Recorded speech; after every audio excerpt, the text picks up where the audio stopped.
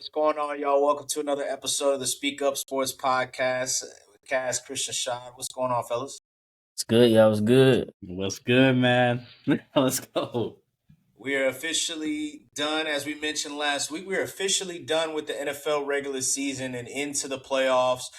We're treated to one of the best games, I guess, of the season in our final game of the season with the Baltimore Ravens and the Pittsburgh Steelers. That has obviously led to a lot of things happening since then. But we could start there with that game. But, kind of the most important things of today's podcast are probably going to be everything not dealing with things on the field. But before we get into, as everybody knows, in the week following the ending of the regular season and what happens during that week, let's go ahead and start with the biggest game of the week in the Ravens and the Steelers. Obviously, the Steelers ended up winning in the end and propelling themselves into the playoffs. But how did you guys feel about that game being our last game that we saw of the NFL regular season and kind of getting us prepared for the playoffs? I mean, shit. It was a pseudo playoff game, hell of a game. As fans of the game, that's one of the few games you like to see. Obviously, if you are a fan of the Steelers or the Ravens, you was on the edge of your seats most of the game and whatnot. I mean, just the ability at the end of the game, back and forth scoring. By both quarterbacks, being able to lead your team down the field. You've seen it all, but obviously the most thing that everybody talk about is obviously the heartbreak of a missed kick by a field goal kicker, who has actually been very accurate this year, but he is a rookie, so that kind of shit happens. I know that probably took a toll on him, but I mean, overall, hell of a game, hell of a way to end the season. Shout out to the Steelers for being able to hang on and win a division. Yeah, I had to go back and watch, honestly, the condensed version of this because my team decided to have some fucking news right when the game started. So I was kind of locked in the boat. Again, like the beginning of that game, not a lot was going on. It was like, 3-0, 10-3 for a little minute. First half was definitely a little slower with some mistakes on both sides where they couldn't sustain drives. But towards the end of that third, going to that whole fourth quarter, that was as good as you wanted to see. Like, honestly, and it of course, there were some mistakes by DB, some slipping, stuff like that. But the back and forth and especially for Aaron Rodgers to come to this team and really just accomplish his goal that he had, to make to the playoffs. We'll see what he does, once he's in there. But for him to accomplish his goal is pretty good too for Aaron Rodgers. So it was a treat for the last game of the season, especially after a week 18 where you saw a lot of teams mail it in, not really care too much about, either not being in the playoffs or where they were, seated. So it was good to kind of end the season on that high note. Yeah, definitely. And on top of that, one of the things I thought you were going to mention was especially coming off of the conversation last week where a lot of people were saying that this wasn't the game that should have been the last game, should have been the Sunday Night Football game. Yeah. When, if it wasn't as obvious as possible during the game, I mean, it was clearly the right choice, especially considering that could have possibly been Aaron Rodgers' last game as a Steeler. And then, given some of the conversations, which we'll get into here in a little bit, could have also possibly been Lamar Jackson's last game in Baltimore. According to Mike Florio, it still could possibly be Lamar Jackson's final game in Baltimore, but we'll see about that.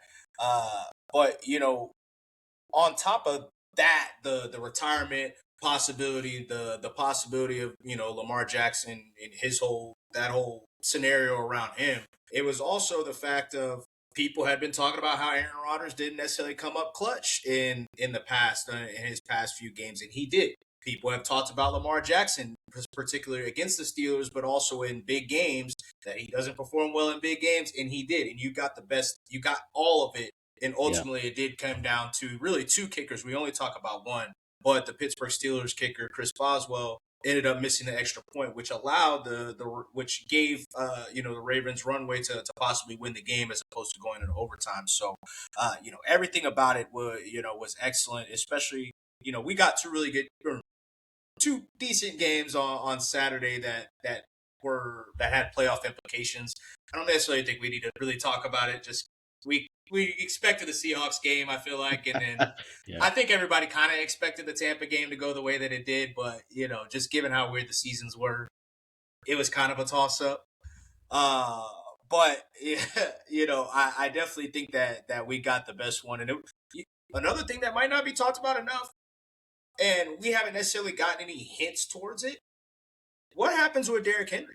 Could also be Derrick Henry's last game. And, maybe he doesn't want to be a guy that goes out, now he's starting to hit 500-yard seasons or 400-yard seasons instead of these 1,000-yard seasons that he's had.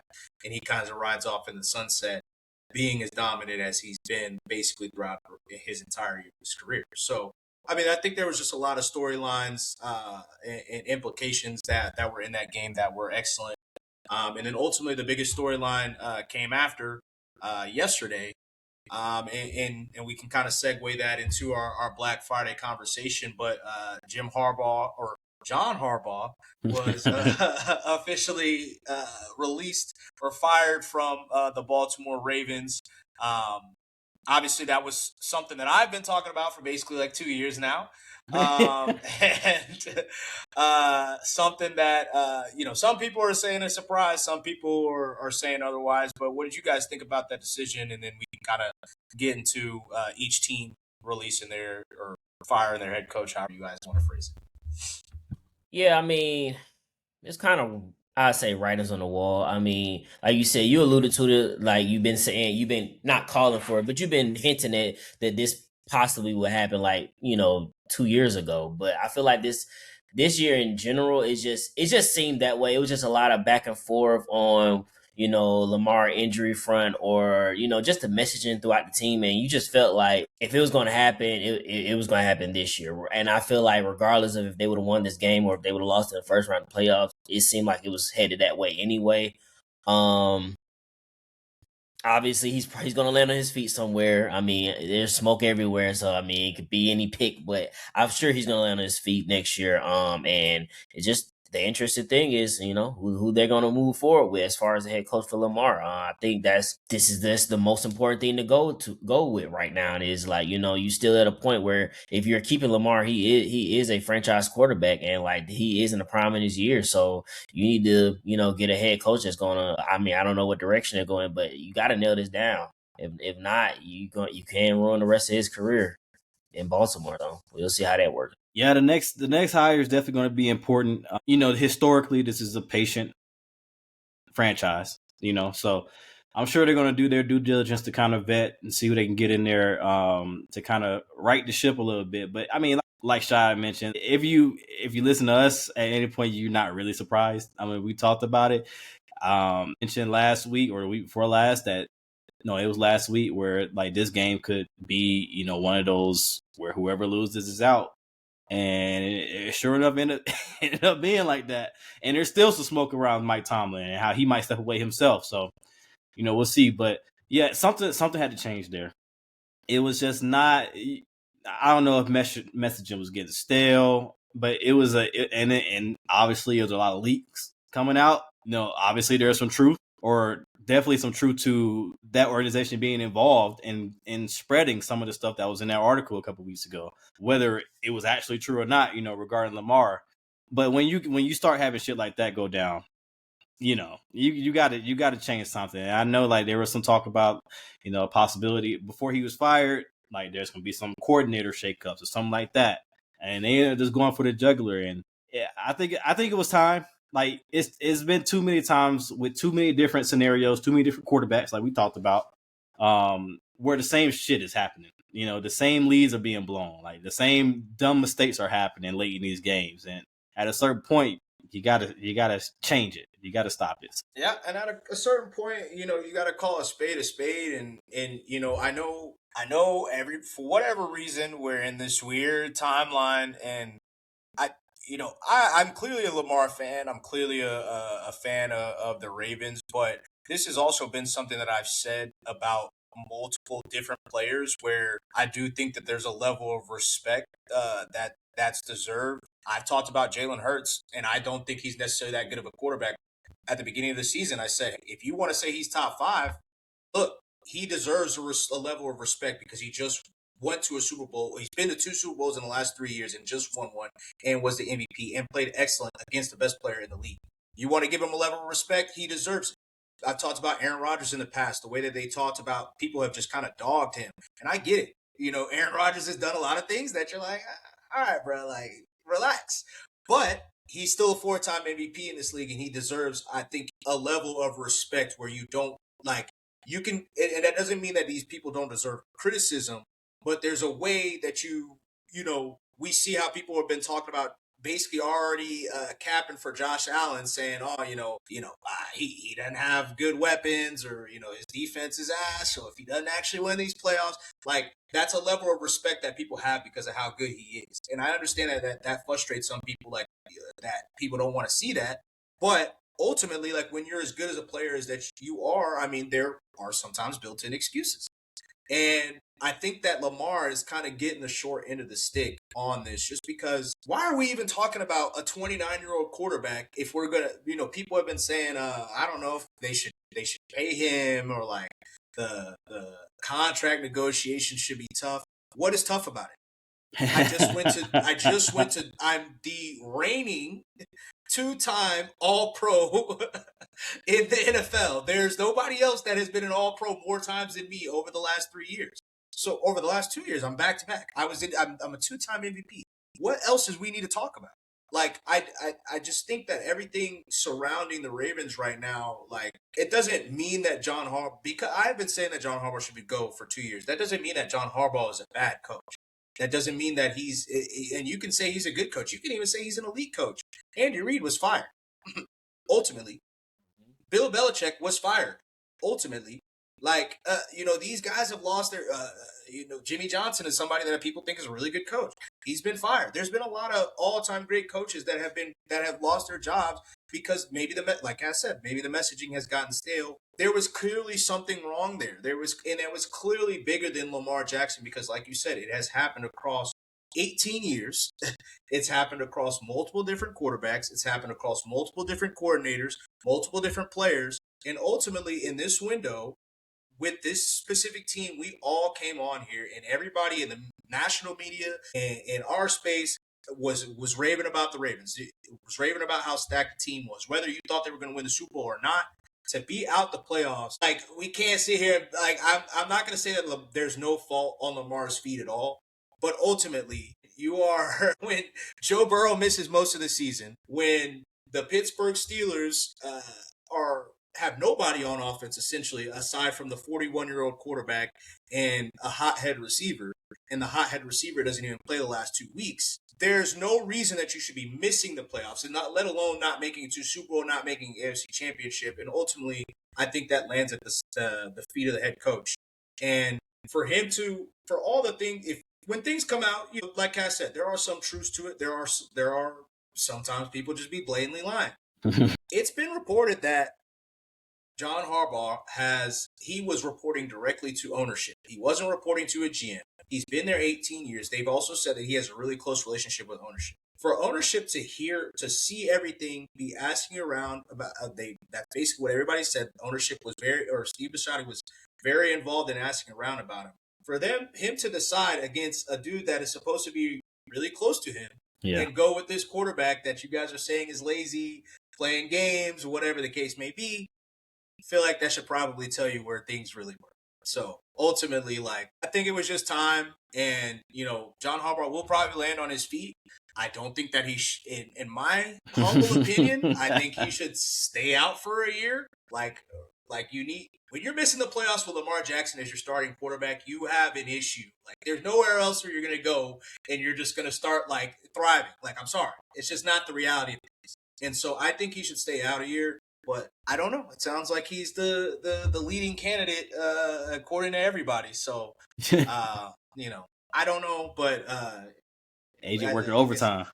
End of an agent is definitely working overtime. Definitely working overtime. And I mean, even to the point of conflicting reports. The local media in Baltimore and Ian Rappaport said that he didn't get an opportunity to talk to the team. He was fired. It was a surprise for him. It was a bit of a surprise for a lot of people. They said the team, Charlie Kohler, I don't know if you guys saw this, but he had a live podcast taping with a local like Baltimore podcast, like maybe 10, 15 minutes after he got fired. So they got it live, his reaction live, basically.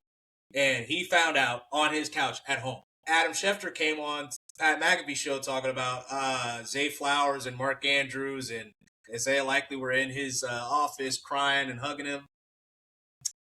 I don't know. I don't even sound like them, to be honest. If I'm being honest about it. I don't even Zay Flowers? I don't know. Flowers? Isaiah Likely? Isaiah Likely? I don't know. But we'll see. I'm sure more and more will come out over the next couple of weeks.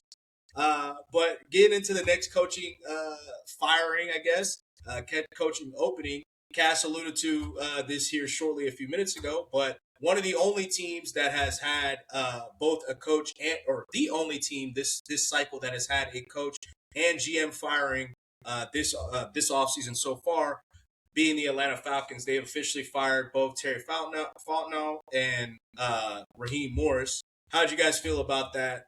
Obviously, that news is something that, at least one we possibly expected, but both obviously happening. How do you guys feel about that? Also, and Matt Ryan, the other news that came out about that is Matt Ryan is possibly going to be taking over the president of, becoming the president of operations for the entire organization. So that is also a part of Atlanta's whole restructuring of their football organization. So now, how do you guys feel about all that?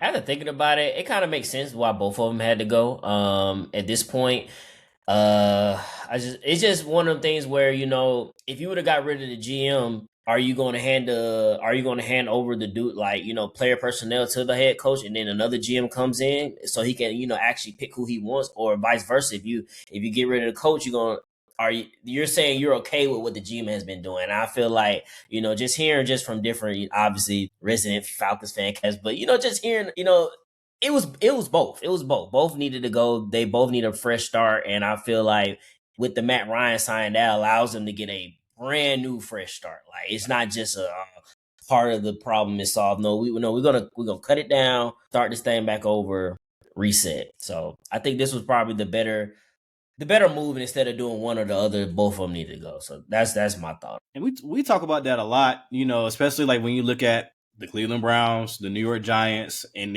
they're keeping their GMs who are much maligned, to say the least. And we've talked about this for the past couple of years. Like, most times it's better to not have that lame duck situation. When the timeline, and it works sometimes. Now, don't get me wrong, it does work. We've seen it work. It's worked this year with Ryan Poles and Ben Johnson for a more recent example. But a lot of times when the timeline isn't off, it's not too pretty, and it can get a little ugly. So I understand why, and I knew Terry had to go. We've been saying that all season. Terry had to go. I don't know if it's just Falcons fans, but a lot of people have been excusing Terry this season because of the success of this more recent draft class, and kind of putting blinders on to everything that they've seen in the 4 years prior. And I just think that's ridiculous that people are still fighting. Like, I wish Raheem was fired, but not, and Terry stayed. Like, it makes no sense. I went on a rant already about the depth that Terry ruined, obviously the quarterback situation. So won't go into that, but like Raheem, man, a lot of people are feeling sad for him. A lot of people saying, oh, he got the short end of the stick there. And in a way he did. I do feel like Arthur Blank did want to keep him. But when you're stripping down everything, you got to strip down everything and go from there. And it's not like Raheem has done a masterful job. Yeah, he won his last 4 games. But what if you won your first 4 games and then finished 4-9? Like, I don't really understand. You know what I mean? Like, I don't understand how. I don't understand why this little 4-game win streak is like. What does it mean exactly? You started off the season firing your wide receiver. You started off the offseason firing your defense coordinator that you hired last season, who was a first-time coordinator. That was a mistake. You fired your wide receiver coach 3 weeks to the season. Excuse me. What was that about? We talked about how weird that was. From then on, we all knew it was some shit going on in this franchise that and then you bring in, the outside firms, and they do a health check of the organization. So when you got shit like that coming all in, it's not too surprising that it happened. I was getting a little worried simply because of not only Shad, but also all the insiders saying that, Raheem is lean and safe. Like, it's, it might just be Terry the last couple. Team high. But honestly, and then especially when you see, the players come out in the locker room right after the last game and putting their support towards him, which is like, I understand that these players love Raheem. He's a player's coach. So yeah, he's always going to have people fight for him. He's always going to have players fight for him. But it just wasn't it. I don't know if I don't want to say he was too like in over his head or anything like that. But like when you get all three coordinator hires wrong, or in the special teams coordinator case, he kept the wrong guy for both seasons. Like, but you don't get too many shots at that, So I think he will land on his feet as a coordinator somewhere. But yeah, and kind of like I mentioned, honestly, if we probably look back, it might be exactly a year ago today, talking about it just in terms, or around this time last year, talking about it. Like, I felt that he was going to enter this season on the hot seat just because he was a guy, or speaking specifically about Raheem Morris, he was a guy. I thought that he kind of set himself up in a poor way by going back to the Falcons, given that he was already the interim head coach, given that they basically already said, fuck you, we're going with Arthur Smith. Like, obviously, like, it's one thing to say, like, I mean, I get it. Like, maybe you just need a little bit more seasoning, but like, they passed on you one time, bro. Like, going back there, I felt like he was the only, like, and this is also where I am a slightly skeptical on the Matt Ryan stuff, because I mentioned this before, and I mentioned this with Raheem, and I mentioned this earlier in the year. The Falcons have to stop thinking, number one, they have to stop trying to recapture 2016. Like, stop trying to recapture 2016. It's exactly what Raheem Morris did by going with Ulbrich to become his DC. That was his DC when he was the interim. Everything has been trying to go back to that, even to the point of bringing some of the people that have been suggested with Matt Ryan, going back to that Shanahan tree and trying to get those guys. I think that has been a mistake for the Falcons. I also think that continuing to operate as if they are this close team has been a massive mistake for them. And to Cass's point about the fan base, when you're talking about winning 4 games, like, a lot of people in the fan base have been saying, "Oh, we are tied for first. We should be winning this division." No, you were eliminated a month ago. You weren't close in the division. You weren't close in the division. You were eliminated a month ago and were one of the first teams in the league to be eliminated. Not just in the NFC, in the entire league to be eliminated. So, like, that is, like, I understand, like, you want to be happy about the young guys that you got, and, Bijan Robinson and Drake London, and that's not something to not be happy about. But you have to understand, like, and I'm talking to the organization itself. They have to understand that like, having great players or good players doesn't necessarily mean that you're going to be a Super Bowl team, especially when there's some players that are at positions of that aren't at the key positions. Trust me, I know. Trust me. So listen, like, they have to stop. I think ultimately they have to. I don't think they need to strip it down to the bones, because obviously you have something. You have, like, every team has talent. And I also think that's another thing that fans, not just Falcons fans, but fans just in general, when they're talking about their teams, they don't think about every team has talent. Every fan base thinks their running back is the best running back. I'm not going to say every fan base think they got a dog at receiver and their guys on it. Every fan base think that. So, like, really understanding where they align and with the rest of the league is key. And I think that is going to be, hopefully, I don't know if Matt Ryan is ready for it, but I do know that Matt Ryan, if you want somebody to be a leader of men, he is somebody that's a great start at the very least. And we'll get into Indianapolis later, but I think, whether or not it's a mistake if they let them go or not is not as important as not being scared to take a chance. And I think ultimately that is the biggest thing that is a huge positive in favor of your Falcons fan. We're taking the chance. Maybe Raheem Morris could have pulled it all together and next year they make the playoffs. But the history is telling us probably not. Ultimately, maybe the history probably tells us Matt Ryan is probably not going to be great just coming off the couch to be the president of football operations. But I'm going to take the chance to ride with the best player, doing right by the best player in the history, because I've talked about that before, how they did him wrong. But doing right by the best player in the history of our franchise and bringing it back and trying to restore what he kind of established as a period of excellence for this franchise that they probably really haven't had. We talk about Dion. They were ass with Dion. They was really ass with Mike Vick outside of a year. But like with Matt Ryan, they had a sustained period of success. So I don't think that going back to him you're trying to figure that out with him is a bad idea. But, ultimately having the guts to do it is the most important thing. And, we'll see what happens. And it, this is a very important cycle for this team, of course. This is going to be Matt Ryan, assuming he gets this job. This is going to be Matt Ryan's first 2 hires at head coach and GM. But you already have the fan base on your side if you're looking at it, if you're Arthur Blank, by doing this move. And it's rare that you see everybody in the fan base kind of under the same thought process saying, like, this is what needs to happen.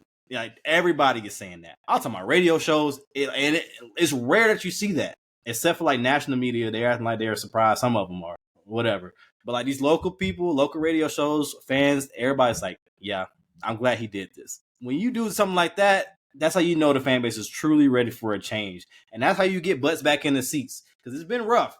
It's been rough at that Mercedes-Benz Stadium sometimes over the last couple of seasons with how much losing, how much disappointment it's been. Right track, but you got to get these hires right if you're Atlanta. Yep, absolutely, and maybe they will. We'll see. Maybe all these teams that we're talking about definitely got to honestly, yeah, hires, everybody, yeah. But especially given where Atlanta's been over the past few years, missing the play. I mean, probably one of the longer droughts of missing the playoffs. The second longest. Second longest. I knew it had to be up there because it ain't too many teams. But getting into the next one, obviously this is another one we've expected. Probably expected GM and head coach, but only got head coach here. But Kevin Stefanski has officially been fired or released from the Cleveland Browns. 2-time award-winning coach of the year. How did you guys feel about that one? I mean, that's another one we just talk about. Like Andrew Berry, he a good GM, but I mean, it's just it hasn't been good since he's been there. Like it's always something that's gone awry, and like we the whole controversy with the picking of Shador. And I just think he just plays. If we were to believe that it was Andrew Berry who picked him, I just believe they fucked up Kevin Stefanski. Because if he didn't want him, he didn't want him. And you put him in a position where you have to answer these questions every time. And he might not have handled it correctly. But I mean, for him, I believe he needed his fresh start. He needed to go because it wasn't going to be good next year. Because we don't know what the ultimate idea of you spoke about this earlier in the year, Shad, but Deshaun Watson's still on the fucking team. So like, what are we going to do about that situation with that contract? Plus, the Shador thing, plus the Dylan Gabriel thing. It's just a whole bunch of just shit that he had to go through. So I mean, I feel for Kevin Stefanski. I like him as a coach. I think he'll land on his feet somewhere, but I think for him, this was probably God sent to be let go from that franchise. So shout out to whoever get that job, but it's gonna be a difficult decision for them. Yeah, it's definitely gonna be difficult. I don't think they should have let Andrew Berry stay.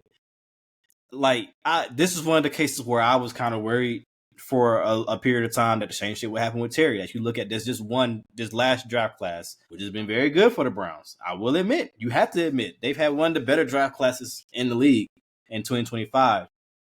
But you got to go back before that. You got to look at the whole picture. And I really feel like, especially from the owner's comments, I really feel like he didn't really consider that too much, or he put way more stock into what just happened in April of last year, more than what happened, in the 3 seasons prior. So you look at like 2024's draft class. I know Michael Hall, they didn't have a first round pick, but Michael Hall got injured. I get it. Happens. Okay, cool. You draft the old lineman in the 3rd round. He gets no snap. He gets no playing time. Amari Thrash, he's healthy scratches most of the time. And you had a 6th round pick, 2 7th round pick. You got Cedric Tillman the year before that in the 3rd round. He hasn't been a complete bust, but let's be real about it. You draft D linemen, O linemen that aren't getting a lot of snaps. So it's you have to look at the whole picture here, and that's what they didn't do. Now, Kevin Stefanski, I understand, it seems from the outside looking in that his hands were tied, especially his last, few years there. So he definitely gets a chance to start hot somewhere else. But They should have cleaned house. Don't know why they didn't, and I think it's gonna come back to bite them for sure. I definitely think that they should have cleaned house. Well, I understand why they might have thought. I definitely think they should have cleaned house. I will say that, but I do understand why they might have decided to keep Andrew Berry because, and I think that it probably has a little bit to do with the fact that ownership probably heavily wanted Deshaun Watson more than the rest of them. But I don't know if that to be true. But I also think that the thing with Kevin Stefanski as well is that, and I understand how Baker has been playing over the last few weeks, especially on Saturday. Uh, but you also did seemingly pushed out Baker, who, if you don't want, I don't know if he reached the heights that, maybe some of us thought at the beginning of the season. But, he's still a top 10 to 12 quarterback in the league. And they could, think about how differently they would be right now if they had a top 10 to 12 quarterback. And, so I do think that has to factor in just a little bit. I don't know. We haven't gotten any type of real clarity on whose call it was. Because, ultimately, maybe Shador is Stefanski's guy. We really don't know. We're everything we've basically we've speculated about. Obviously, a lot of it has to do with some of the comments comparatively between when he speaks on Dylan and when he speaks on Shador. But some of those comments also, the last few weeks when he was speaking on Shador comparatively, were a little bit more glowing. So I don't know. Whose guy is what. Maybe it was ownership that wanted Shador, or maybe it was ownership that wanted Dylan Gabriel. Who knows? It was always a weird situation. I think the whole Shador thing is I don't know. Like, that obviously brought a lot more eyes to the situation, and maybe Stefanski was probably going to lose his job regardless. To be quite honest, if Shador wasn't there or not, they were probably going to be asked. He's probably going to lose his job regardless. But it's just a mess, and they should have, if anything, probably pulled the plug on the Myles Garrett thing last year. I understand that you don't want to lose a guy like that. But, finding the quarterback obviously is the most important thing in the world in this type of league. So, and that would have been the most important thing for Stefanski, regardless of if Shador or Dylan Gabriel were good, because if, given the record, if they were showed any promise, I don't think that he's brought back anyway, because somebody would have been like, look, let's bring somebody else new. Like, this train ain't rolling really at all. So I don't know. It's a weird situation. I really don't know what they're going to do next year, because they're not necessarily in a pole position to get one of the top two quarterbacks. And, people have talked about Ty Simpson. Obviously, he just declared today, but some people are skeptical about him. Do you want to take him I think they're at 6 right now. Do you want to go in the next season with Shador? It's a weird situation. And then ultimately, like, the Dylan Gabriel is just in kind of a weird situation as well, because For sure. they basically drafted you, and then immediately the next day were like, "No, you're ass, but we're gonna take another quarterback." Like, immediately, like, so there was like no ifs, ands, or buts. Like, we do not think you're good enough to be a starter, and that's basically been the whole conversation. We think Dylan Gabriel is good enough to be a backup. If I was Dylan, I'd be like, hey, get the fuck out of here. Like, send me to somewhere else. But ultimately, the entire situation is weird. I don't know what Cleveland. I don't want to say they're in a dire situation, because I do think that Andrew Berry is at least decent at what he does. They've obviously got 2 first-round picks. They've got a really good defensive line. They've got a number 1 corner. I don't know about offense. I don't know what they have on offense, especially now since Judkins is hurt. You've got Fannon's kind of like a tight end fullback-ish. Yeah. So I guess you got that. that. Wide receiver 1, bro. Basically, Judy is not. He's got to go. I guess I don't know what he is. I don't really. And maybe that's also old a part and injured. Yeah, go ahead. Maybe that's also a part of it, is the fact that the offense is just. There's literally no talent, like no real talent on the offense. Period. Now that Judkins, we'll see. I think he's really good, but obviously he had a nasty injury, so like. I guess David Njoku, I don't know. But, hey, I don't know where they go from here because what coach wants to Sign up for that. that Shador hotbed is going to be very hot this offseason, hotter than last year because they don't really have a clear path for upgrading right now. Obviously, there's plenty of possibilities that could happen. There's been suggestions that maybe they'll try to go after Daniel Jones, which please. But I don't really know what other things they're gonna do. So it's Cleveland is one of the more interesting, in my opinion.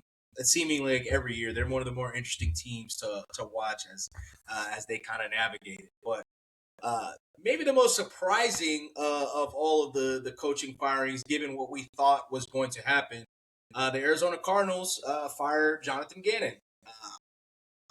Kind of a weird start that he had from the jump when he had the awkward interviews with Kyler. Kyler did shout him out. I don't know if you guys saw that, but Kyler did post and shouted him out to kind of give indication that they are really close.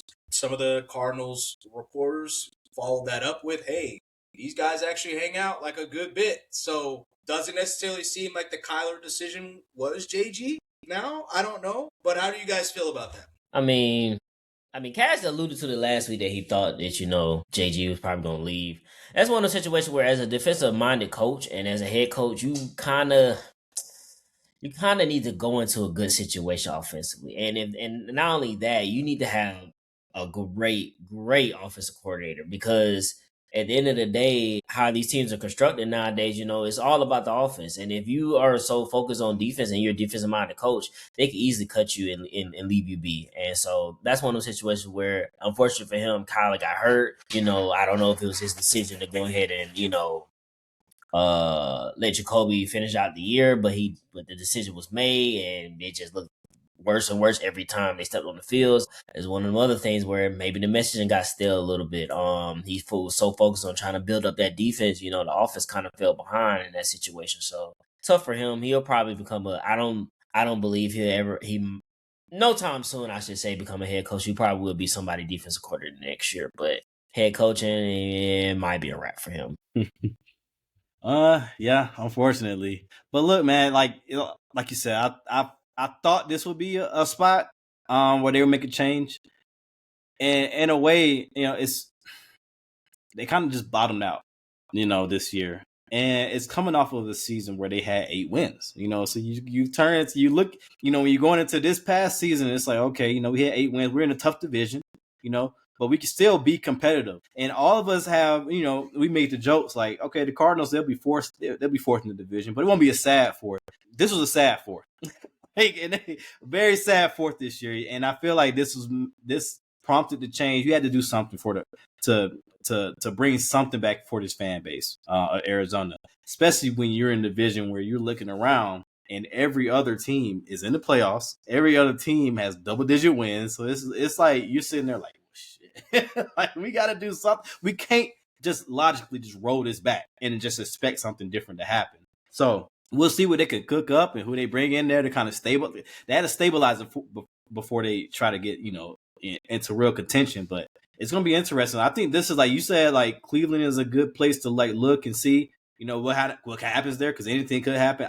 I'm very interested to see where the Cardinals go, what quarterback they bring. Is a report today that they're going to roll with Kyler again, which I'm like, it's like, I'm interested to see what actually happens there for sure. But yeah, this is it sucks for Jonathan Gannon, but at the same time, I feel like this had to happen. Kyler in general, just in over past years, just maybe not being that guy, but I honestly feel like we do it. I still feel like we're kind of in a position where we just don't know. Like I feel like he flashed with Kingsbury early on, and then as we saw, Kingsbury just recently got released by the Washington Commanders, and we talked about his offense last year when we were talking about Jaden. It's not necessarily the best offense after year 1 or 2. It's not necessarily because it's a lot of gimmicks. It's a more of a college style offense compared to a pro style offense. So there's limitations there. So and then you go into Petzing, and it doesn't seem like he's necessarily it at offensive coordinator either. So or offensive play caller. So it's like It's tough, but I just think that one of those times where it's just time. It's just time for Kyler Yeah. to move on, and ultimately, like going back to Gannon, I didn't think that he was gonna. I thought they were gonna give him an opportunity to acquire a quarterback, acquire his own quarterback. I guess in a sense. I guess when you crater like this, like they did, and then you still don't end up being in a pole position where you can get a quarterback without having to do some crazy trades, I can see how that also would kind of give you a little bit of hesitation. But I also, once again, we're in a position where we're talking about a head coach firing that doesn't have a GM firing, and I don't know how you have that because I feel like a lot of the guys that they did bring over, especially defensively, were because of Jonathan Gannon, not because of Monty Austin Ford or whatever his last name is, however you pronounce it. But I, it's just interesting. They had a lot of injuries this season, and once again, if we're gonna put something at Jonathan Gannon's feet, we also have to acknowledge like your last 2 first-round picks. Both were just hurt really this entire season, and Marvin Harrison, basically hasn't emerged. Period in 2 seasons. So it's now your second round pick. I'm blanking on last year's, but this year's was Will Johnson. He was he was good while he played, but he's been hurt, and so you're not getting any real. You're not really getting any additions from your draft classes, which should fall on the GM. But so like Chris said, I think that he'll land on his feet with a defensive coordinator position. You know, we'll see if it's with one of these people, with one of these teams that has a coach opening now and he joins one of those rosters, or if he fills the place of somebody maybe that leaves and goes to another team. We shall see. Because maybe there's some more openings. They're talking about John Harbaugh's pushing guys out. So maybe we'll see. But getting into the next opening, this was another one that we expected. It was something that was started getting reported last week, but we all could have kind of seen it coming. Pete Carroll was officially released from and fired from the Las Vegas Raiders, so they're now going to be on their third head coach in 3 years. How do you guys feel about that? Obviously, kind of the writing was on.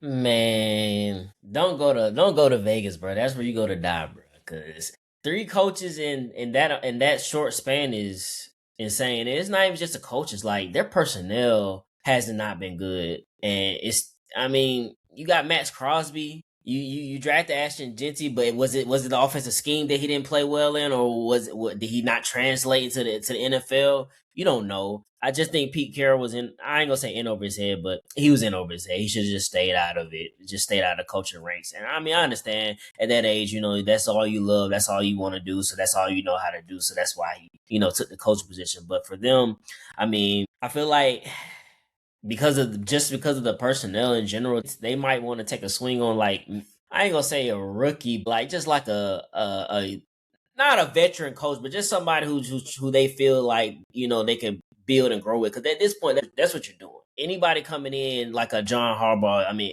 you got a lot to fucking fix. I'm pretty sure for him, a coaching place that he would want to go is somewhere like maybe kind of already established that just need a figurehead to help push them through. And so Vegas, whoever one of these up and coming guys that want a shot, I would take it with the contingency that it's not a year fix. Got to take the time to fix this, but yeah, that's a tough place to go to.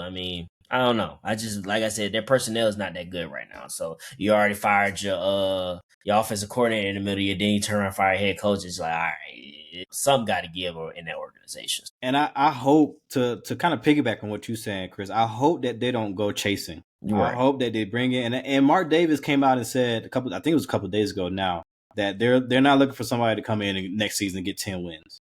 They want somebody that can come in and build.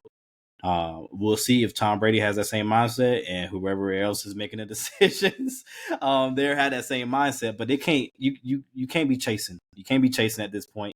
You tried that, like we said a couple of weeks ago or last week. Like they brought Pete Carroll in to be that kind of at least stabilizing force, and you bottomed out. You got to build this shit back up. You got to clean. You got to clean up the defense as a whole. And I understand, like Patrick Graham has been there throughout multiple coaches now, and as a defense coordinator. But dog, like I mean, I don't know exactly. I guess he's a good guy. I don't know. I don't understand what keeps him there. For him to survive these past 3 years as he did. Max Crosby's guy. But that's also what got you in trouble a couple of years ago with AP. So look, you got to make some changes there. You got to clean this shit up. But I mean, like you said, they should not be in the running for a John Harbaugh. They should not be, reaching for anything like that. Get a coordinator to come in and build. You can go we'll get to who we think spots, as we get into the next couple of weeks. But you can't go for another experienced coach like that. You gotta switch it up. And to give a little bit of context, Max Crosby, I'm blanking on the podcast, but Max Crosby was on a podcast some time ago speaking about his pre-draft process, and they were actually asking him about Miami with Brian Flores, and Max Crosby basically was like, I do not want to go to Miami.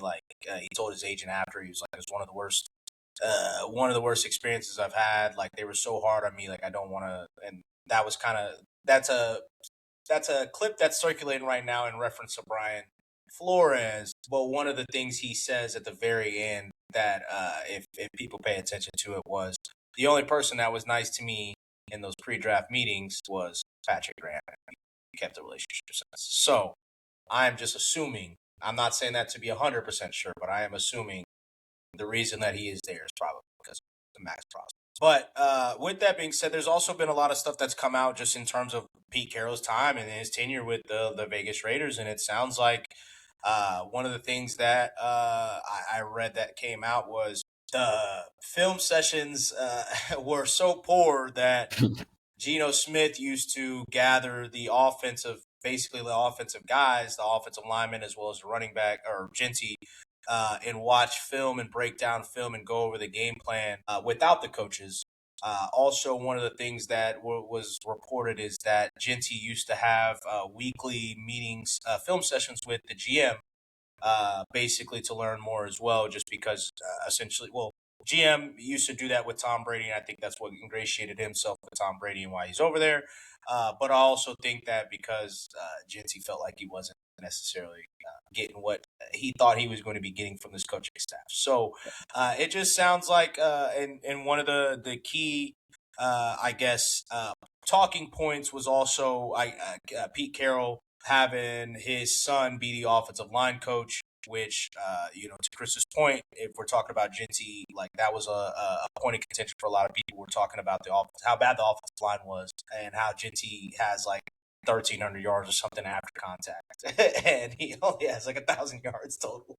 But so I just think, kind of like you guys said, Pete Carroll, it was probably, you probably should have just hung it up when you did and let it be, maybe be a consultant or something like that. But we probably could assume that things were a little bit doomed when Kelly was hired, Chip Kelly was hired. But I think everybody, I feel like everybody wants to give Chip Kelly a chance every single time he comes back, but then it's just still Chip Kelly. Cool. That's why we didn't like you.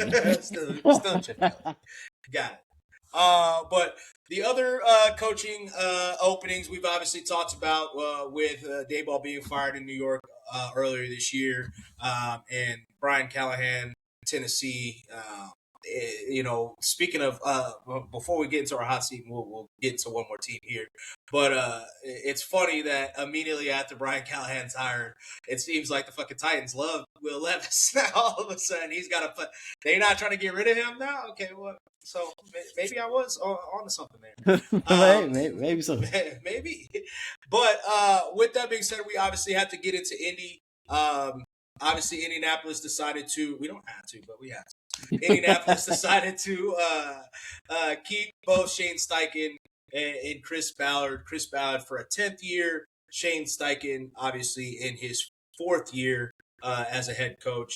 How do you guys feel about something that I don't know if we should say was a surprise or not? I don't know. I don't know what was to be expected, but how'd you guys feel about that?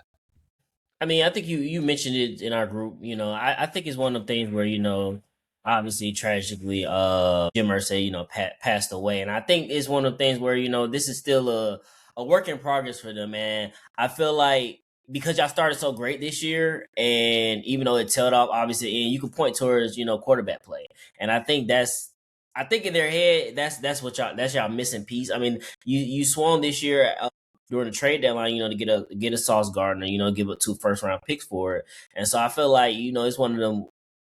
We have unfinished business to do. Now, I don't know what y'all gonna do at quarterback. I don't know what's the plan at quarterback, but it's just the move that was made after he got hurt, just to come back and get a Phillip Rivers off the couch. You just felt like we know we're just one quarterback away to make it something happen. So I just feel like it's one of the things where we can afford to give it another chance. We're trying to work through this. They're new to this. Of course, you said, Shad, they've been around the team this couple of years, so they're not just new. Obviously, being in full control of the team, they're new to this, so I think they just want to give it another chance. It's tough because it's not a terrible decision if you look at it. It's only a terrible decision because of, like I kind of mentioned with Atlanta's fan base, the whole fan base is on one accord, and it definitely, as far as Chris, they're split on Shane Steichen and whatever, but especially as far as Chris Ballard goes. And that's because, over these last, 9-10 years, when all you can really show is 2 playoff bursts, 1 playoff win, that's a long stretch to kind of just be mediocre in these season in and season out. Like you said, because they started off really good. Of course, quarterback injury happened, and you still have some winnable games, and you went on a 7-game losing streak. Like that is very tough to swallow for a fan base. So that's the only thing that's kind of and for her to have, the press conference, and then for them to get notified, the fan base ain't fucking with this. You got to put out something else and come out and put out a letter trying to explain a little bit more what you were trying to articulate in that press conference that you really didn't. You just kept really saying the same thing over and over again.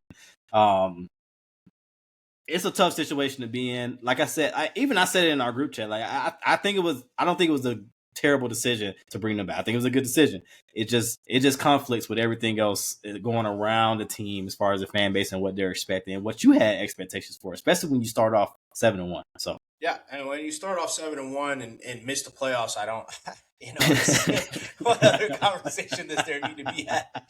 But ultimately, I do think in part, I think that they think highly of Shane Steichen, and I do think revisiting kind of last year where we were, because I mean, we basically had this exact same conversation last year. I do think that Shane has proven himself to be a quality head coach and a really good, or I don't want to say really, I think he's proven himself to be a good head coach.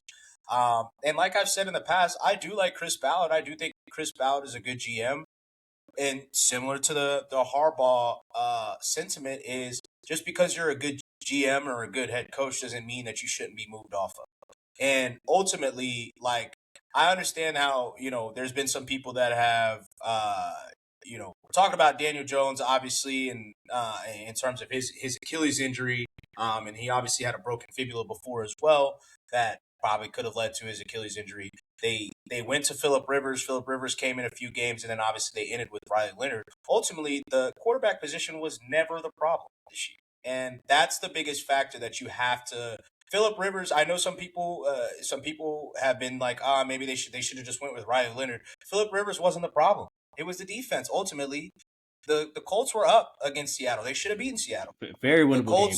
The Colts were going back and forth with San Francisco, and ultimately, it ended up being a multiple score game. Phillip threw a pick 6, but it was if the defense gets anything, it's probably a different game. The Jacksonville game, same thing. It was the Colts were up virtually the entire game and lost in the end again. And then in the Texans game, the exact same thing with Riley Leonard. You did get good stuff out of Riley Leonard, even going against backups, and you had your starters in, and you still lost. So ultimately, it's to me, it's more of a short-sighted decision, and I get it. Like you said, Chris, there's tragedy has happened, so that is a lot of turnover for an organization. When you have the big dog, it passes away, then you have the guy that is kind of there leading the organization with you, because ultimately that's what Chris Ballard ultimately becomes. He becomes the ultimate stabilizer at that point in time. And with Shane Steichen, and then Shane Steichen kind of shows he is he's got levels to this because obviously if you're the Colts right now with Phillip Rivers and Riley Leonard getting runway for an extended period of time, they're still like, if you go look, they're like 5th in EPA per play in offense. Like they're like, and so ultimately the decision itself, I don't necessarily think is a bad decision because I do think, like I said, I do think that Shane Steichen's a good coach. I do think that Chris Ballard's a good GM. But in the past, I've talked about how, one of the things that I've talked about is the comparison between the Falcons and the Colts. And we can kind of keep that comparison. One of the things that I mentioned about the Falcons was in the past, the Falcons hadn't been a good drafting team. And that's why their records were, even though I felt that those two teams were similar, that's why the Colts were coming out with slightly better records as opposed to the Falcons. But now the Colts haven't been a good drafting team. If you over the this year, you take Tyler Warren, which is a tight end, and you guys know that I wasn't super high on getting a tight end in the first round, even though he had a really good season. But outside of that, your second round pick, JTT, didn't really do too much. Your third round pick, Wally, was hurt all season. He tore his ACL. Last year, you take Liatu Latu, and you can say, Liatu, not being funny, Liatu is a good player. You can say he's even an ascending player, but you were the first defensive player taken in a draft. You were the first edge rusher taken in a draft. And to this point, he's just a guy. And your second round pick, you traded. A.D. Mitchell's gone. So then the year before, Anthony Richardson, you have on the bench. You clearly would kill this guy if you could.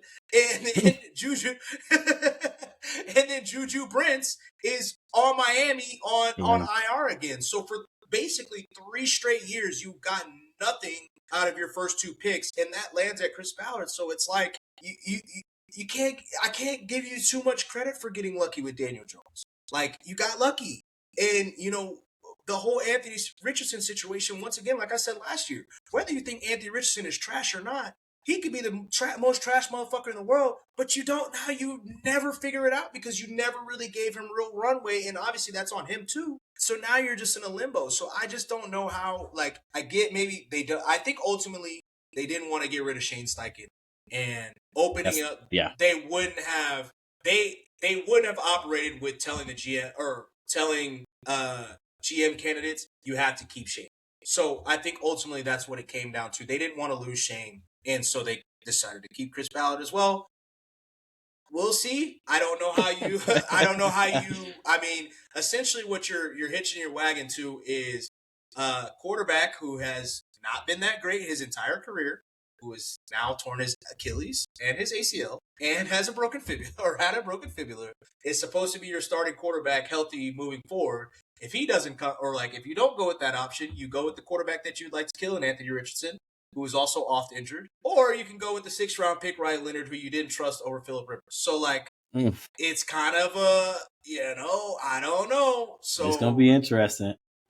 To make the final comparison between the Falcons and the Colts, this is a difference between not being afraid. You cannot be afraid to lose a good coach or a good GM because you're afraid that you might take a step back. If with nothing else, you're not taking a step forward. So ultimately, you have to have the courage to do so. And until the Colts do, that's what they are, a mediocre franchise, and that's a fall from grace from where they've been for what we were growing up. So when you said that, in the chat a couple of days ago about Ballard being because of Irsay's passing, I think back to when Tom Benson was fired. When he died, the owner of the Saints, and it went over to Gale. And obviously, Mickey Loomis he's been there for a while. It's different because Mickey, of course, has a championship and more sustained success. But it's the same kind of thing where Gail Benson came out and was like, that's even crazy that y'all think I'm going to, fire Mickey Loomis, even though he deserves to be fired. But because they had that kind of relationship, and she took over this team when her husband passed, same kind of thing with his daughters and your team. And you have this guy that's been there. That's what you lean on. And that's what's comfortable. And it is tough to kind of go against that. And a lot of times the grass isn't always greener. But again, you have to try something because you can't keep being in this perpetual cycle of just mediocre. Now, the Saints might be turning things around, but they might not. You know what I mean? Who knows? So I think it's very similar to that kind of feeling overall. When you have that owner pass away and the family steps in, they're not fully ready, and they lean on this GM that's been there. It's easy. Yeah, and I get it. I get it. I don't necessarily fault the Irsay family for doing it, but ultimately, and not to get away from them to specifically more speak just specifically about the general manager position.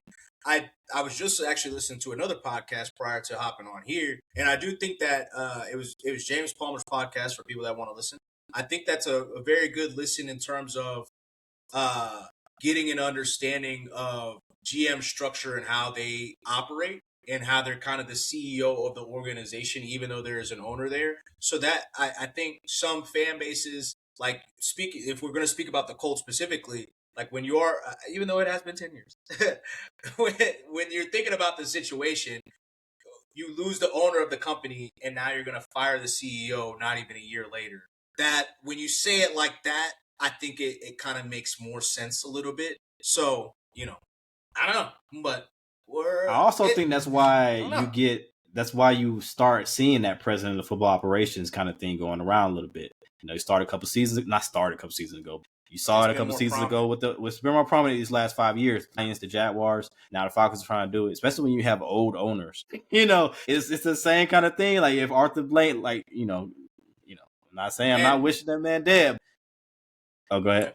Oh, I was gonna say, and that to further, I guess, plug another podcast here. He does get into a little bit of explanation of the split between where you might have a guy that's focusing more on the player personnel and the scouting side, and you have a guy that's focusing more on the the overall business, managing the rest of the stuff, managing because once again, we only talk about the football aspects of being a GM. We don't talk about the overall aspects of, hey, they've got to run the whole organization, where they're also talking about the equipment folks, the HR, all this, the stuff that us, regular folks are dealing with on a day-to-day basis. They still have to deal with that.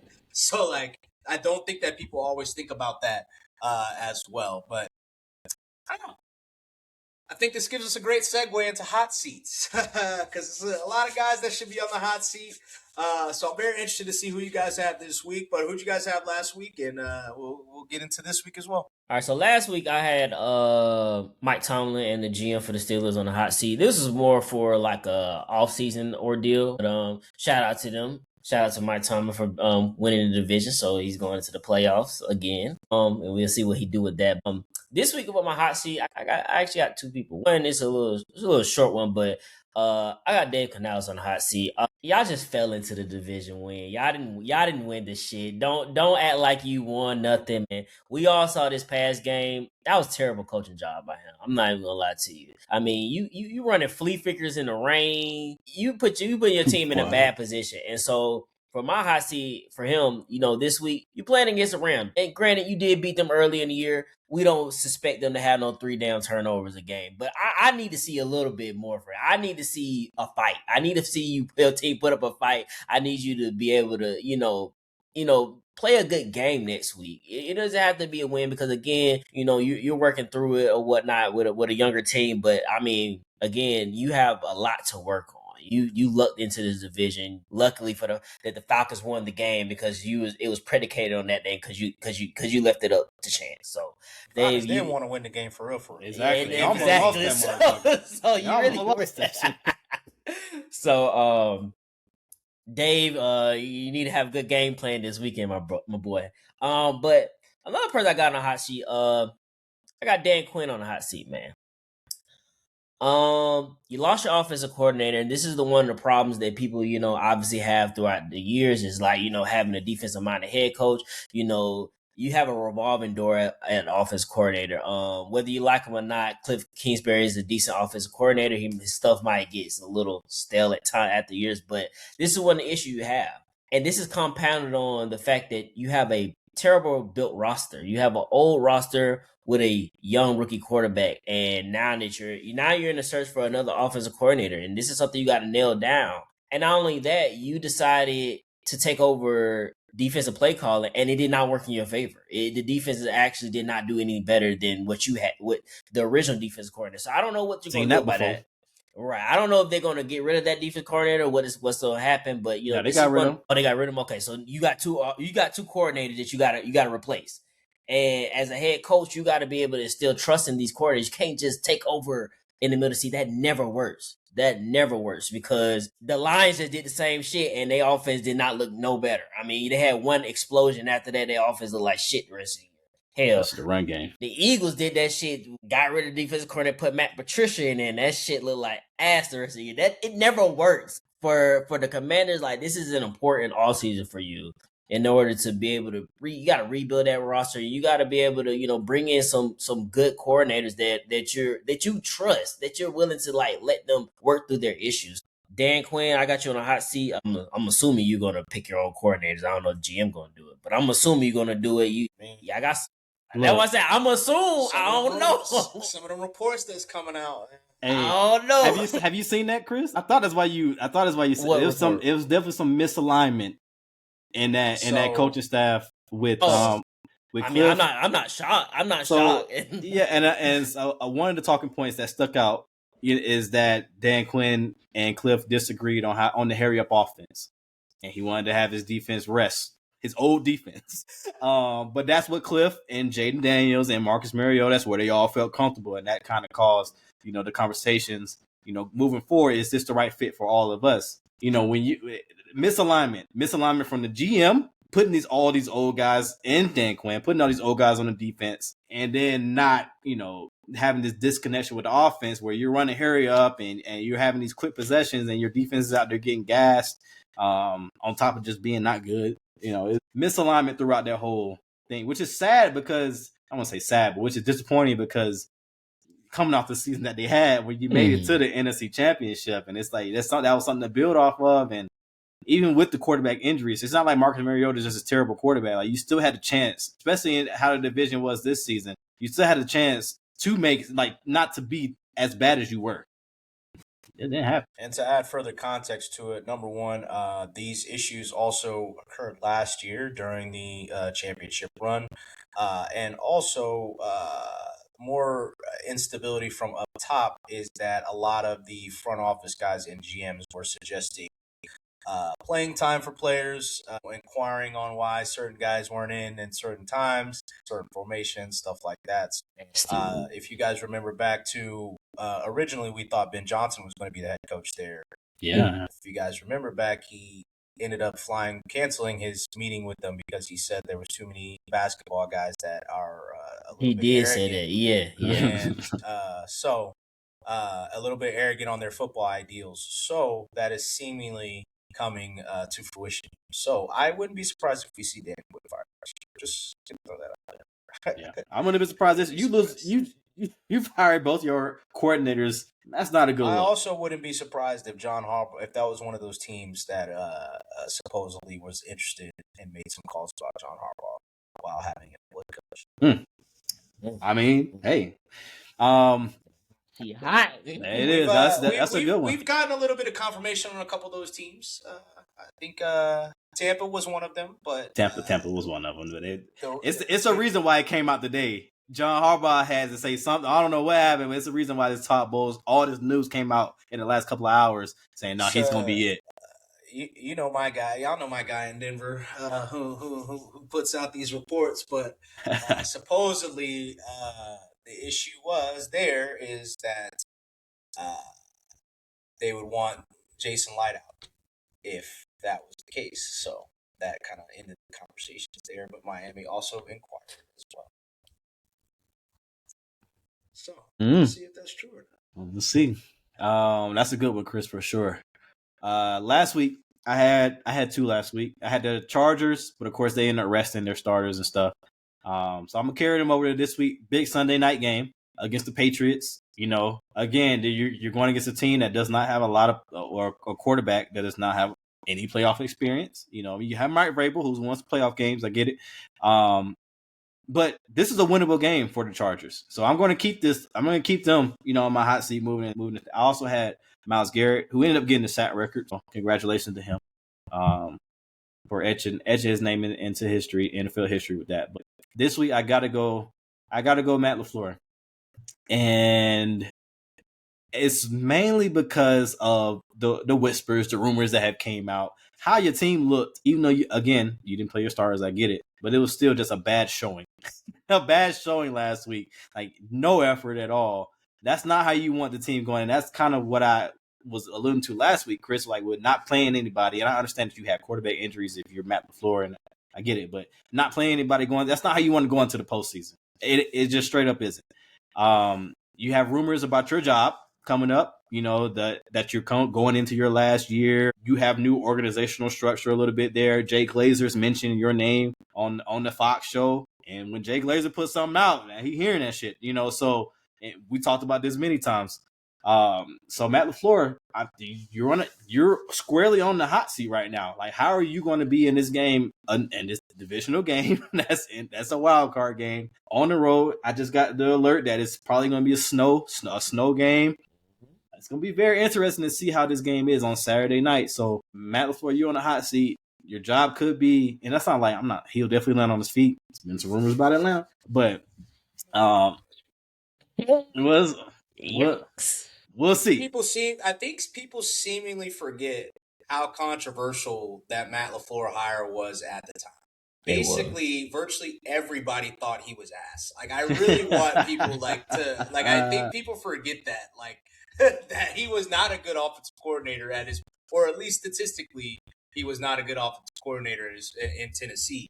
So, it was not I know how people feel about Matt LaFleur now, but just saying, there was a period of time where people were like, are we sure is that a good hire? And Aaron Rodgers kind of changed that. Yeah. Well, we'll see what you do, Matt LaFleur. Saturday night, big game, huge game. Yeah, I like that one. We shall see what he does. Last week, as mentioned earlier in the podcast, I had Will Levis on my hot seat. Obviously, there's nothing he can do now, especially because we're in the playoff time and we know we're not going to see Will Levis in the playoffs. But don't know if we'll see him as a starter next year. But because Tennessee did come out, very surprisingly, came out this out of nowhere and said that he does have a role with the team next year. I don't know how true that is, but I do think that is I feel more positive about my hot seat last week after seeing that, just because I'm like, all right, maybe they are feeling like Will Levis is maybe has a little something, which once again, I wasn't a fan of Will Levis coming out as a prospect, but maybe, I can always be wrong. For my hot seat this week, we're on the same page. I got Jordan Love. Jordan Love, look, the Packers have been the 7th seed 3 straight years in a row. They've basically, I guess you could basically say snuck in the playoffs because they were literally the last seed every single year. A seed that didn't exist 5 years ago. Yeah. Every single year of your career, your starting career thus far, you've only essentially capped out at 9 wins every single year of your career. Last year, you guys won 11-6, but you missed a couple games, so you went 9-6. This year, 9-5-1. Missed a game. The team, I think, is 9-6-1 or 9-7-1. Missed 2 games. Obviously, this past week they rested you. His first year, they went 9-8. A lot of people have thought, came into the season thinking, especially with the Michael Parsons addition, that you could possibly be an MVP candidate. Now, I'm not going to sit here and act like Jordan Love was not good this season, because I thought he was excellent this season. And I even said a few weeks back that the conversation should be Matt Stafford and Jordan Love for MVP, not Matt Stafford and Drake May. That led to a little slow period for the Packers, so that kind of tailed off. But this season thus far, 23 touchdowns, 6 interceptions, which is along the lines of what you've been doing. Last year, you were 25 touchdowns, 11 interceptions. The year before, you were 32 touchdowns, 11 interceptions. So there's a little bit of consistency here, but there needs to be a little bit of breaking through that ceiling. And this year, you were also second in EPA per play, which obviously is excellent. That's above who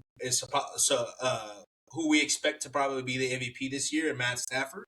Obviously, just below Drake May. So by all accounts and measures, having a great season, but you're now going against in the biggest rivalry in the sport, in a playoff game against a team that is not that great given their record, a team that The Packers should have swept in the regular season, but they ultimately didn't. One of the games you ended up missing some of that game.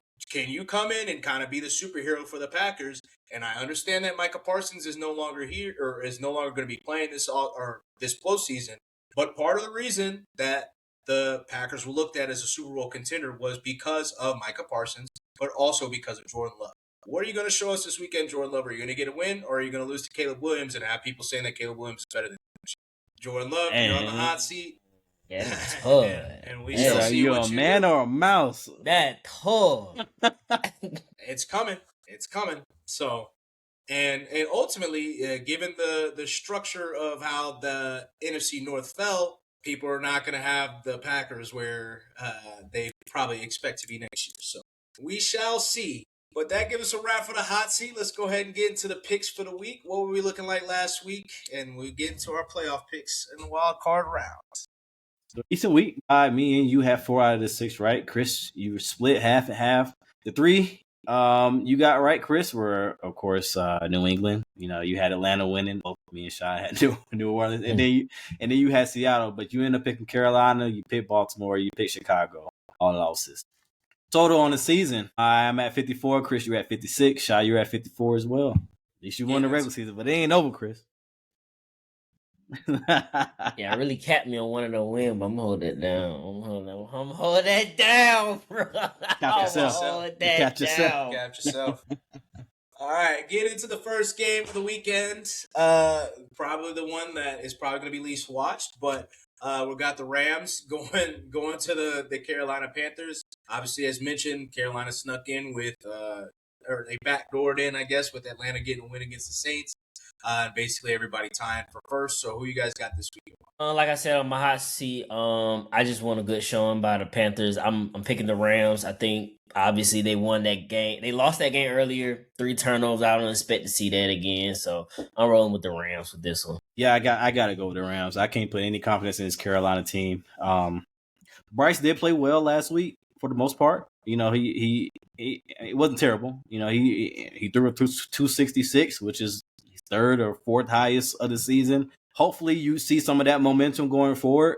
But I still got the Rams in this one. I think Sean McVay is he's a maniacal person, and I think he took that loss to Carolina a few weeks ago very personally. And now he gets to write it. And I do think that he'll write it, so I'm also going with the Rams, but they're going to struggle the entire game and only going to win in a close game. So I'm going with the Rams in a 3-point game, but I do think that Carolina performs terribly. The Rams will perform terribly. That's and I think ugly game. Now, ugly game. This is going to be an extreme hot take here. If Carolina gets blown out, he does not need to have a job on Monday. Period. No ifs, ands, or buts. Dave Canales needs to be fired because, as I said, they have after 2 years, we have no identity for the Panthers. The offense is very inconsistent. That is where he cuts his teeth. If they lose in a dominating fashion, he does not need to have a job on Monday. And I'm not saying that he's a bad coach, but it ain't working out there. That's why he on the hot seat, my boy. So he does not need to be there.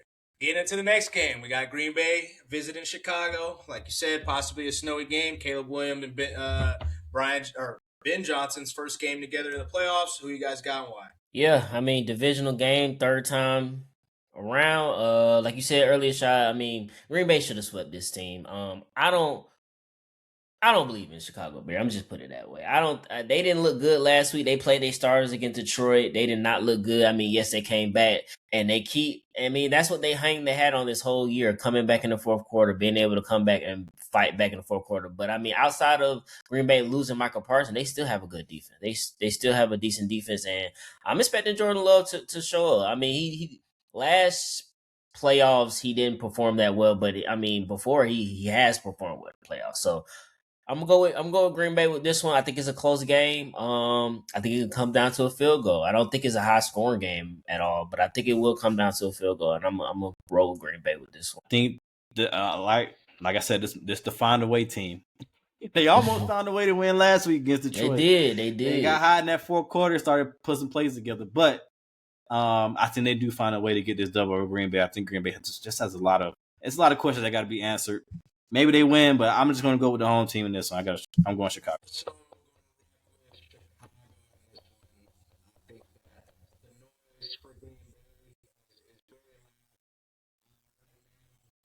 Jordan Love basically 2 weeks off. I just think that Chicago, once again, like you said, will kind of find a way, and Green Bay will find a way more than. I'm rocking with Green Bay. I'm rocking with Chicago, even though they've basically been dominated for 8 quarters and lost 1 quarter against the Packers. But such is life. so I'll rock with Chicago in this one. Getting into the Sunday games, this is going to be probably the most intriguing game of the week for a lot of people. But Buffalo going to Jacksonville. Who you guys got? And Yeah, this is an intriguing game. Jacksonville been riding hot lately. I know they got Josh Allen, but I just don't like the Bills defense. I don't like their defense, and I think Jacksonville defense will be able to contain Josh Allen. I'm gonna roll with Jacksonville with this one. I think they get an impressive win in the playoffs. So I'm gonna roll with Jacksonville, and Josh Allen's out the first round. I'm gonna roll with Buffalo in this one. I'm not super confident. Don't get me wrong. And this might be one of those, like you said for Dave Canales, Sean McDermott. If you lose this game, especially if it's not even close, you do not need to be there. You do not need to be there on Monday. But I'm gonna go with Buffalo. I think they win this game. I'm not sure how close it will be. But I think Josh Allen, pulls out some magic, and wins this. Puts the team on his back, at least for this round. Jacksonville in this one.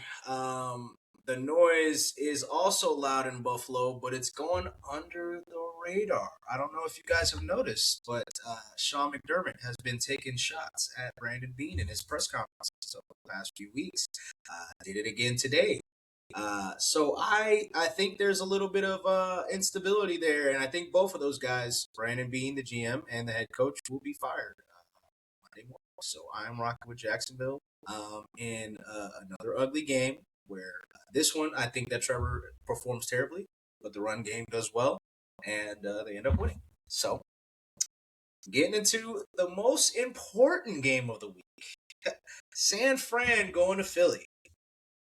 This is another huge hot seat watch for everybody in Philadelphia. Who you guys got this week and why?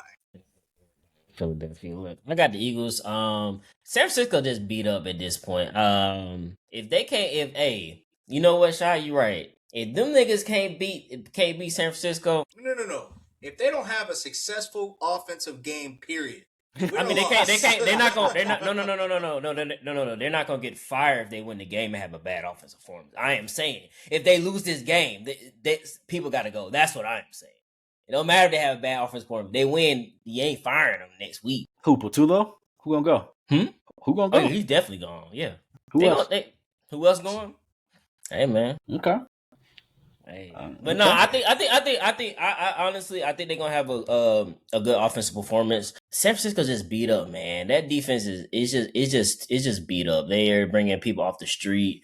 Even with their offense, Trent Williams didn't practice again. Ricky Pearsall, their best receiver at this point, didn't practice again. So, and I like I said, Eagles. I love the Eagles defense. I think the defense is fine. I think they're gonna do what they're supposed to do. I just don't think they have enough on their side of the ball defensively. They're just too beat up. So I'm rocking with the Eagles with this one. Yeah, I'm gonna go with the Eagles as well. I am concerned about that San Francisco defense. They had a decent showing last week.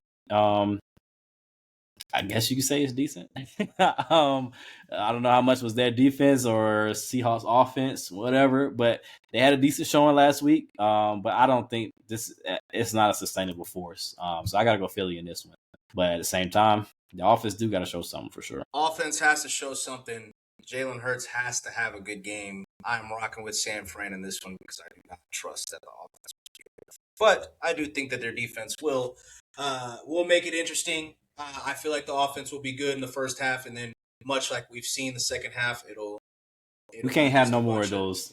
It is what is going on. What are we doing? No more of those. No passing yards in the second half. I think this is a game that I feel like San Fran. We saw how they treated that regular season game that they had post the NFC Championship. I think this is a game that they've had circled in their minds for a long time. Obviously, it's a different cast of characters. Debo's not there. Brandon Ayuk, I don't know what he got going on.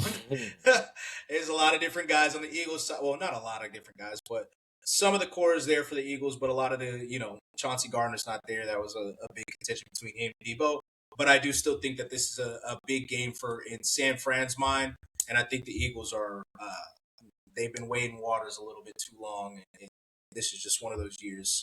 Super Bowl hangover is enough. Get into the next game, as Cass mentioned. Another interesting game for the. I mean, all these games really. The Sunday slate is phenomenal. Top to bottom is phenomenal. So the Chargers going to New England Sunday Night Football. Who you guys got on why? I got New England in this one. I just think they have the better roster at this point. Drake May has been performing pretty well. I know Chargers got a good defense, but I don't think they'll be able to protect Justin Herbert that well. So I think the Patriots will be able to get after them, and I got the Patriots winning this one. I'm also going to go with the Patriots. I'm not too confident. Like I mentioned earlier, this is a winnable game for the Chargers. Like 100% it is. And if they get off to a good start, they can win this game. But again, Chargers have been having little things pop up for them. You know how they started against that Houston game a couple weeks ago. That was an important game, Chris. And what happened? 2 blown coverages. And you down 14-0 before you can even blink. You know what I'm saying? Before you even broke a sweat. You can't have any kind of slip-ups like that against this New England team because they will take that and take off on you. But, I'm going to go New England. But Chargers do got a chance in this. Very difficult one. But I'm rocking with New England. Oh, no. I'm sorry. I'm rocking with the Chargers. I am rocking with the Chargers. New England has struggled against just about every good team that they've played. They ended up coming back against the Ravens once Lamar Jackson got hurt. They lost against Buffalo, obviously, after going up 21-0. Once again, that Buffalo game, the first Buffalo game, was a good game by them. It was a good win by them. But, at the same time, like, it was more, like I said, when we did the last preview, I felt it was more about how Buffalo played versus how New England played. The one great win that they had was Tampa, which we see who they are. Unfortunately, I guess if you want to say Carolina, do we want to say that? Okay. It was 42-13, so it was a blowout. I'm wrong with the Chargers in this one. I think Justin Herbert figures it out somehow, some way, just enough. And I just don't think that the Patriots, even though the Patriots do have a really good defense, their run defense is kind of carrying that a little bit more, in my opinion, than their pass defense. And I just don't think that they have the pass rushers they'll obviously, because the Chargers offensive line is butt booty cheeks, they'll get there. But I don't think they'll be like 10 sacks, like what are the Eagles? Didn't the Eagles have like damn near 10 sacks? We had 8. Yeah, so I don't think they'll be able to do that, or like what the Texans were doing. And even in the Texans game, I thought that was one of the better games. They held up pretty nicely. Justin Herbert's career, especially after the start of the game, they ended up coming back, or like slowly walking them down. So I think that Justin Herbert gets one playoff win, and we'll see what next week looks like. But getting into the final one, Monday Night Football, we got Houston and C.J. Stroud going into Mike T and Aaron Rodgers for another possible Aaron Rodgers last game ever. Who you guys got on? Yeah, I'm rocking with the Texans on this one. I think that defense is just too much for them. I don't think they're gonna have them kind of slip ups that the Ravens defense was having. So yeah, man, it's Aaron Rodgers' last game, my boy. But shout out to him. But I got the Texans in this one. Yeah, with it being in Pittsburgh, I was thinking about making it, but I got to go with Houston on this one. Now it's entirely possible Pittsburgh does get that juice from being home, get the crowd behind them. We'll see what the weather's like on that game, but I think that defense for Houston is legit, and I think they're going to carry them for this one. For Pittsburgh. Nah. The Devil Magic. I told y'all last week, they figured out somehow, some way, some dumb shit gonna happen, and they gonna win. And I think exactly the same thing is gonna happen. I think the whole game we're gonna be like, yeah, Texas should win this one, and then it's gonna be like some C.J. Stroud sack fumble that all of a sudden them terrible towels start going up, and it come a wrap, and then Mike Tomlin blowing kisses at you on Monday Night Football. Crazy. So beating his chest. Well, imagine being a Ravens fan. Your kicker just shanked the kick, and you got Mike Tomlin beating his chest and blowing kisses at you after. Wow. I promise I turn the TV off, go to bed immediately. Turn the lights off. Hey. Hey man, over with. But that gives us a wrap for another episode of the Speak Up Sports Podcast. We will catch y'all after all this wild card madness, and maybe we'll see some more coaching openings next week as well. We'll catch you then.